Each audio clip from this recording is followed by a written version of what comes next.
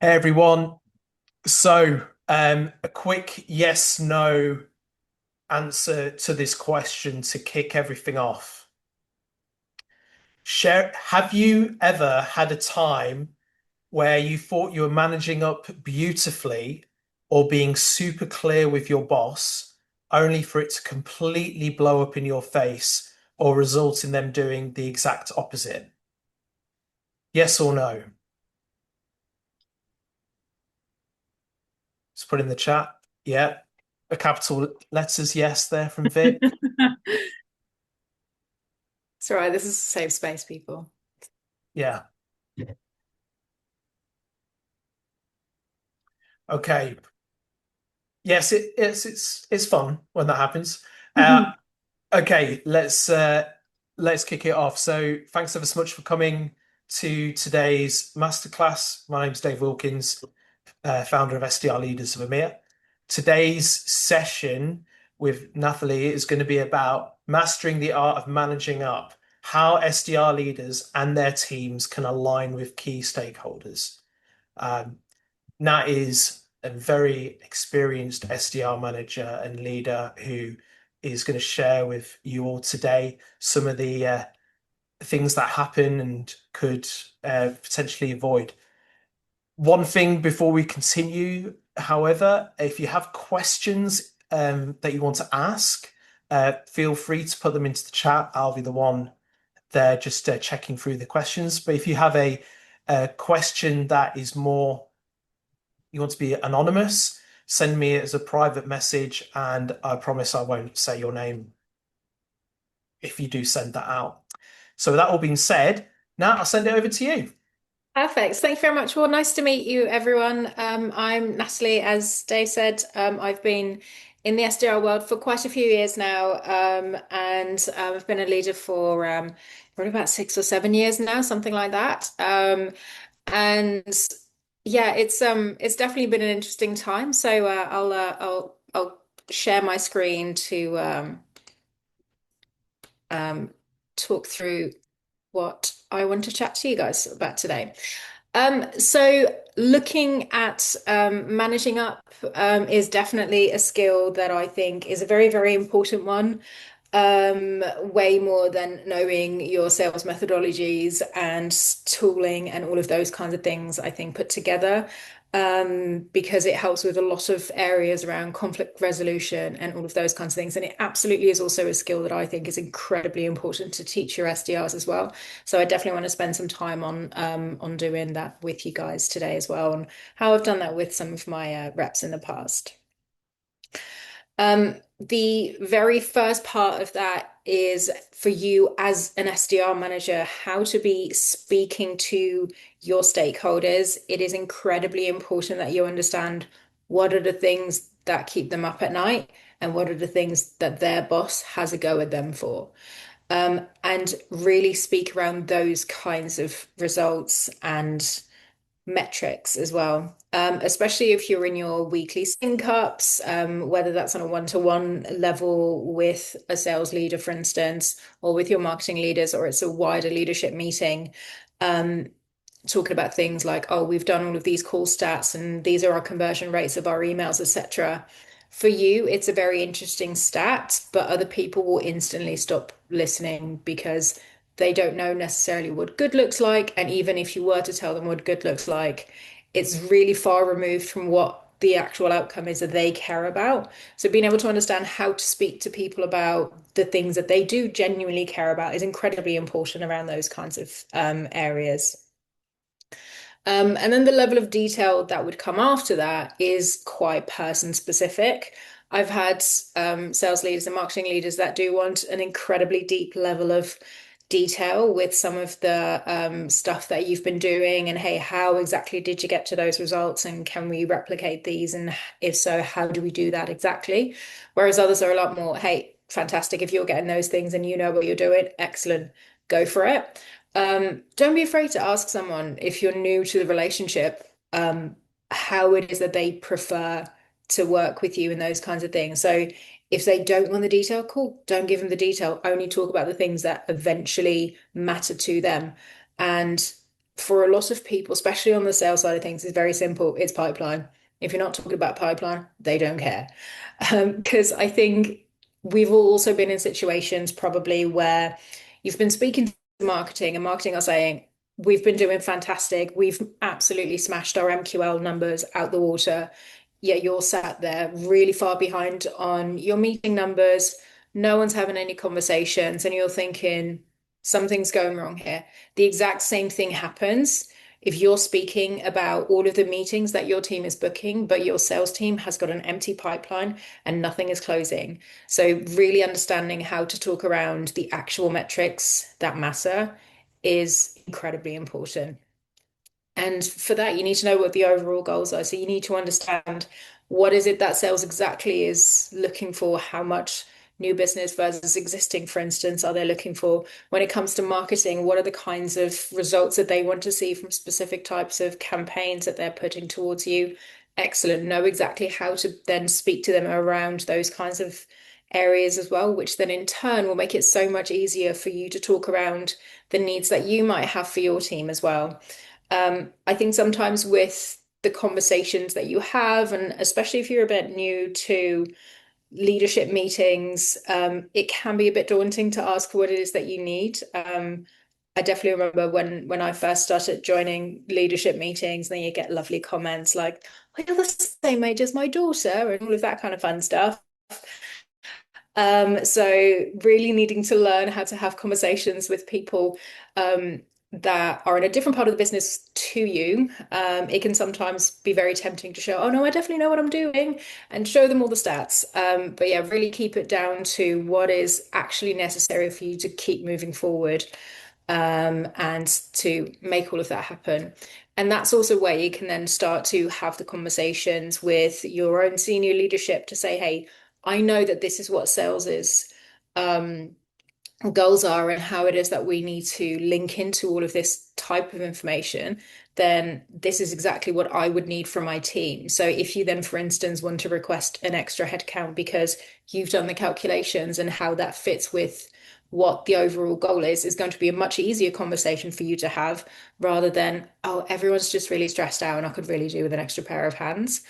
And that then in itself makes it a very different kind of conversation as to what you could be having. Um, and again, also having that end goal in mind with everything that you do and linking everything back to the end goal that you have as a whole organization, as a whole GTM structure, should always be the core of any kind of conflict resolution. Um, Unfortunately, not always will comp plans align perfectly with everyone. Um, if you notice these kinds of things where you're, for instance, within your team, you're only looking at meetings completed, or God forbid, meetings booked, but sales are nowhere near looking at, are not looking at accepting the types of opportunities that you are then able to pass over, etc. Like there's clearly disconnect. Fantastic. Let's try and find some conflict resolution around there and really make sure that you keep the end goal in mind there. Um, and that's also something that I think is very important to help teach your SDRs. So that moves me on to the second part, because I think teaching your SDRs who are very new to corporate life almost always, um, it's very tricky sometimes for them to learn how to be collaborating with someone who doesn't do exactly the same thing that they do. I'm not a big fan of the idea of there being a big hierarchy between SDRs and sales being far more um, important or anything like that. You just sit in a very different part of the sales cycle to me, but you need to be working together. And yes, there's differences in how people get paid, obviously. But that doesn't mean that one is more important than the other, because without one, you definitely don't have the other. So having your SDRs understand that they are a really vital part of the whole go-to-market engine that you have within your organization is incredibly important there. And having your SDR being able to speak to sales in that manner really matters to how it is that people can be working together. There is a massive difference in how people collaborate and how people perform if there's an SDR and an account executive who say, hey, I can have 5 accounts from you this week, and I'll let you know next week what I get from them, versus an SDR who knows exactly what their AE's patch looks like, knows exactly what an ideal customer profile account looks like, and knows how to go after them because they understand how to read the signals and they can just go and do.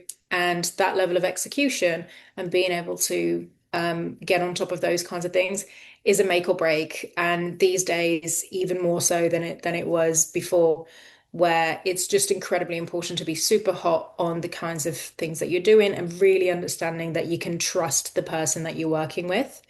So if that's the way that you're working, your SDR is then instantly a lot more capable of being able to suggest ways of working, suggest different types of approaches, and suggest on how to get going with kinds of things like a new campaign, like different types of accounts, and saying this is a fantastic opportunity for you because of this reason, this reason, this reason. I think every manager here has had SDRs that have had very unproductive weeks and then got the news, oh yeah, but that's because my AE was on holiday, so I didn't know what to do. Um, if your SDR really understands how to be working together with your AE, that will not be the case. So it's important that you teach that, pardon me, that you teach that collaboration really, really early on. And that in itself will instantly mean that it flattens any kind of hierarchy that you might have around there, which will in turn make any kind of conversation easier moving forward as well. And also that level of managing up towards marketing from an SDR perspective, I think is very important as well. So marketing, the main thing that they want from what it is that they put out is feedback on the output that they generate. So being able to have your SDRs understand what it is that marketing exactly would be requiring from them, making sure that they're not just doing the follow-ups, but they're making sure that things are being fed back to marketing in a very productive kind of way, where it's not just, oh, this lead was not my favorite. But be a bit more prescriptive and say, this is not the type of target accounts that we should be looking for. This is not the type of opportunity that we should be looking for because it doesn't match with what our go-to-market strategy is. So again, same as before, it really matters that you understand what the overall goal is so you can communicate a lot more clearly. And it takes the emotion out of a lot of areas as well. If you are able to say, hey, this is where we need to get to, this is where we are right now. There's a disconnect here. So being able to understand that, I think, is super important off the back of that.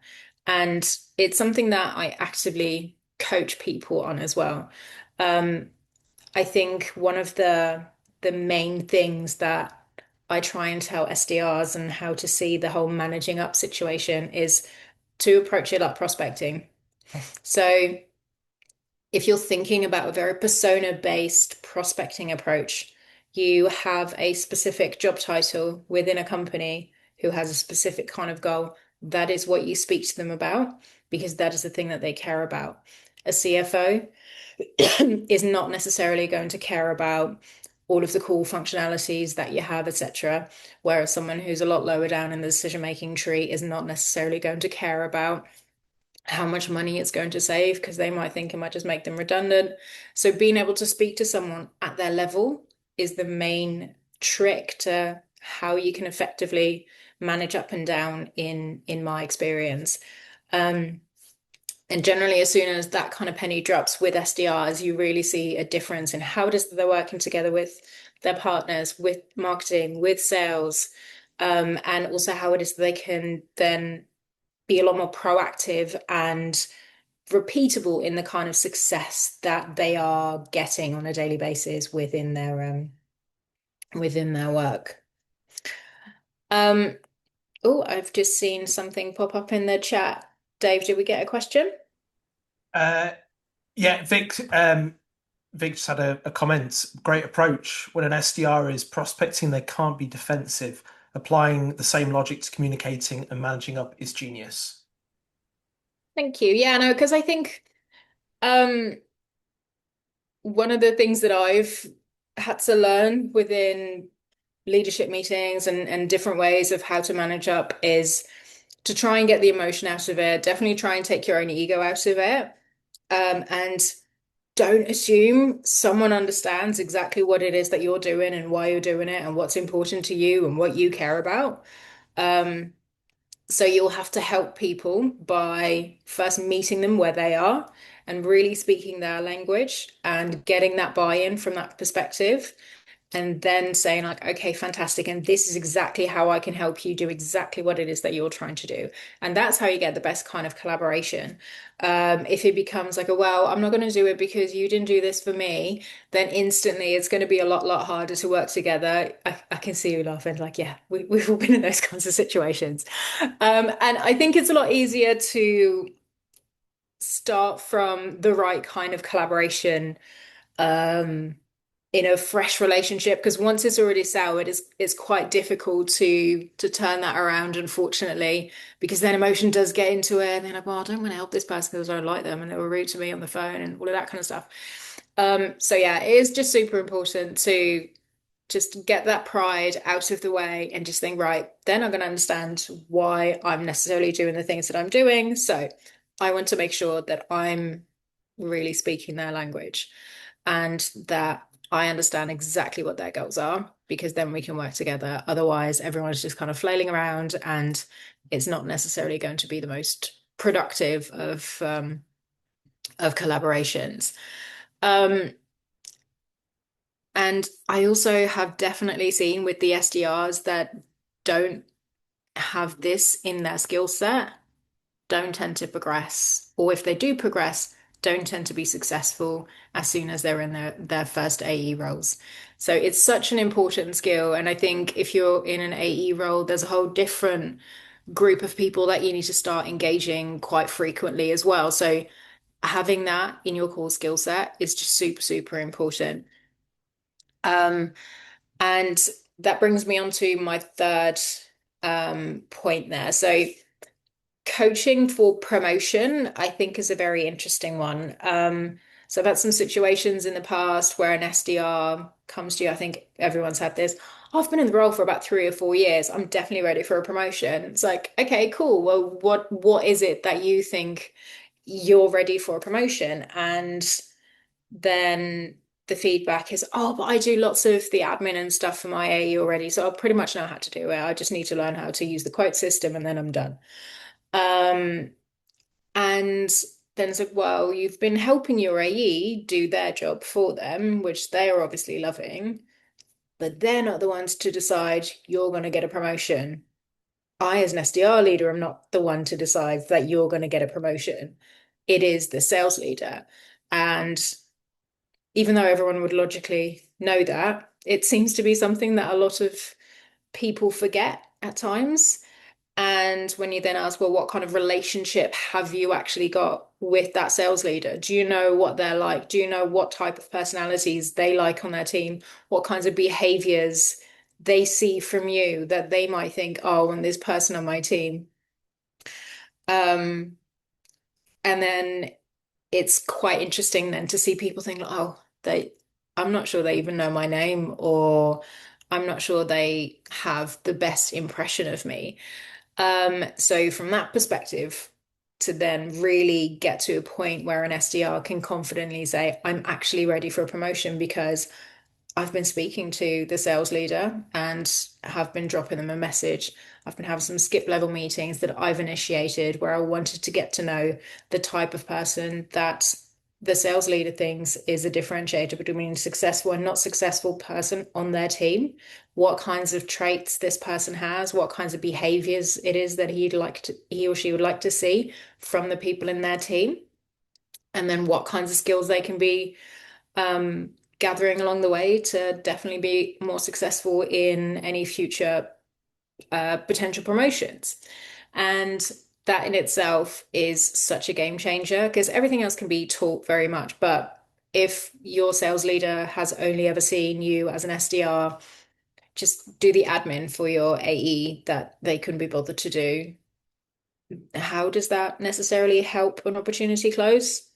Not very much. How does it help find new pipeline? Quite the opposite, because you could have also just been calling someone new that could have been generating more pipeline. And if you've been helping an AE do some of the behaviors that the sales leader doesn't like by, I don't know, putting in opportunities at lower values so you don't get scrutinized for them in your forecast calls, etc. We've all seen it before. Then that sales leader is not very likely to think, oh yeah, this is absolutely the type of person that I would want on my team. And then it's not surprising that if you do go for one of those kind of roles, if it comes open, that it's not going to go your way. So helping people to understand how a sales leader sees these kinds of behaviors and how they make that decision-making process is something that I think is incredibly important because in a lot of jobs, your line manager is directly responsible for whether or not you get promoted. And if you're an SDR, other than becoming a senior SDR or an SDR leader, it is not in your direct line manager's hands whether or not you get a promotion. So I think it's then very important that you are able to teach your team that these kinds of skills will be very important of that. Not just your line manager needs to like what you're doing, but the people you don't speak to on a daily basis need to like it as well, because otherwise no one's going to be interested on necessarily having you on your team. And it sounds really harsh, but it absolutely is the truth around that. So that I think is a big make or break I've seen for people where, yeah, they might have done really well in the panel interviews and they've presented well, but the overall experience of them as an employee versus what value they might add in the team has not been great. So having that in itself as an extra area to look into is such a powerful thing. And I've had quite a lot of people reach out to me afterwards, saying that that in itself has been the thing that's helped them to get a promotion and it's really helped them to understand how to meet people on their level and to really get to what's important. Because the people side of things is more important than knowing any product inside out, etc., and really blowing people away in an interview from that perspective. And it's definitely something I've had to learn as well, and it can certainly be quite tricky. So with the type of person that I am, if ever I've seen something that I'm like, well, I don't necessarily like the look of that, I like to be the type of person to try and understand why it is that way, how it is that we can be doing it better. So we can either spend less time doing something that doesn't work or get more out of it or whatever it is. And that comes with asking people random questions. And I get that not everyone is like that innately. So, especially with the people in your team that might struggle a little bit with speaking to people outside of their just little comfort bubble of their direct team and maybe their AE and maybe someone from marketing. Um, Especially for those people, I think it's important to help highlight for them, like, no, you do actually need to make these connections outside of just the normal lots of people that you have around you. So that is the thing that's going to help you be the most successful around there. Um, so it's not too, I know it sounds a little bit simple maybe, but basically the TLDR of that really is speak their language. It's focusing your conversations around what matters to the people that it is that you're trying to speak to and what it is that you're trying to gain from that. Is it that you're trying to get them to understand what it is that you're doing? Is it that you're trying to get something from them in return or whatever it is? Speak their language. Always speak their language. If they only care about pipeline and everything else that you do, they don't understand, they don't care, they don't want to understand, they don't want to care. Cool, only speak about pipeline. And if what it is that you're doing doesn't relate to pipeline, maybe ever think about why you're doing it. And if all they care about is the conversion and none of it that you're doing leads to conversion, have some conversations around those kinds of things. And I bet you any money, most of the other leaders that you will speak to on a regular basis, it will come down to one single thing that they will care about, maybe two. The other things will be interesting, but only sometimes. So yeah, keep it as brief as possible. Keep it as focused around what they care about. And if what you care about and what they care about doesn't align, you need to change something structurally because then comp plans don't align and what it is that you're working will, what it is that you're doing will never be working because the overall goals don't align. And that in itself, I think, helps with just getting a lot of clarity and helps take the emotion out of the conversations that sometimes might lead to a lot of friction within an organization. Um, so has anyone else got any other questions maybe that they wanted or any situations that they wanted to share with the group that we can maybe discuss or send to Yeah, do it and yeah. then There's one in the chat. What's your strategy during your meetings as an SDR leader when there's a negative person in the room? um so I do always have like a weird little chip on my shoulder that I want to have the person who's annoying to like me. It's probably all sorts of reasons for that. But no, so again, it comes down to why are they being annoying? Because also the annoying person is they care about whatever the thing is that their boss shouts at them for. So if they're just being combative for the sake of it, um, as long as you can show that like, hey, look, I understand your goal and I'm trying to help you get to your goal. If someone then still wants to be combative for the sake of it, I think it's worth highlighting to say, okay, right, not a fan of this. This is not really in the collaborative spirit here. I'm trying to help you by doing this, this, and this because I understand what your goal is. And that's generally how people can come around to it. And you're never gonna win them all. I know that's a bit of a cop-out answer, but yeah, as long as your goals still align, that's what you're there for at the end of the day. Brilliant. Thank you. Thanks for that. Are there any other questions that people have? If they're more than happy to come off mute and just blurt it out. Let me just stop sharing so I can maybe see some faces as well. Okay. Right. Well, thank you, Nat. Any final ending comments, words of inspiration? Like I said, speak their language, TLDR. Brilliant. That's it. So thank you ever so much, everybody, for coming and for being a part of this. It was great, and we'll see you all soon on the next one. Thank you so much. Fantastic. Nice to meet you, everyone. Bye. I'll just kick people out now. Okay. Stop recording.